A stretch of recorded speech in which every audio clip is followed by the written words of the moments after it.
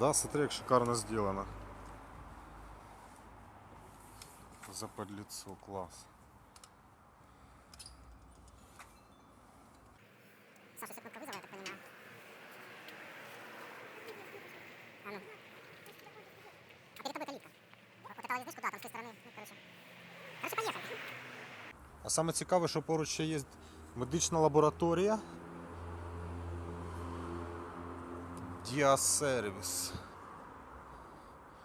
яка не схотіла собі нічого робити.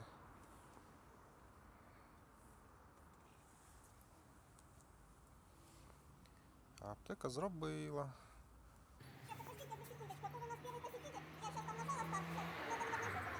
Наверно. А ну пробуй, так пробуй. О, поехал, смотри.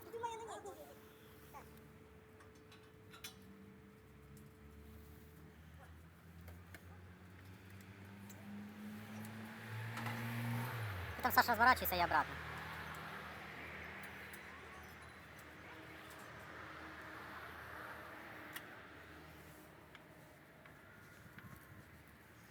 Вот така прекрасна система.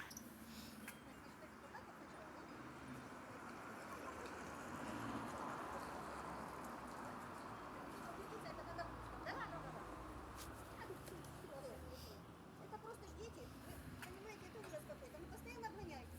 Вот это вот откручивает, оно висит на проводах. Просто ну как это, и со взрослыми гуляют люди, дети. Все, и как-то они вообще непонятно. Просто люди такие. Ну, в общем, вы обратите, пожалуйста, внимание, что кнопочка, кнопка вызова, она должна у вас вот там звенеть.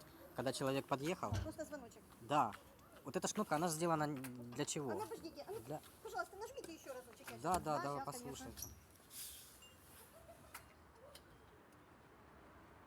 Ну как бы, пищит не слабо. Пищит, но слабо. Хорошо, уже хорошо. Хорошо сделано. Я скажу за это. Может, смотрите, может у вас тут просто вот здесь плохой контакт, потому что кто-то обрывал уже, видите, у вас замотано, может просто надо. Это аптека Гален у вас? Нет, Нет? это подорожник. Подорожник? Да, подорожник, да. Они, кстати, вот у меня тоже сделали отличный пандус. Поэтому мне еще нравится, что, видишь, сами закрываются ворота.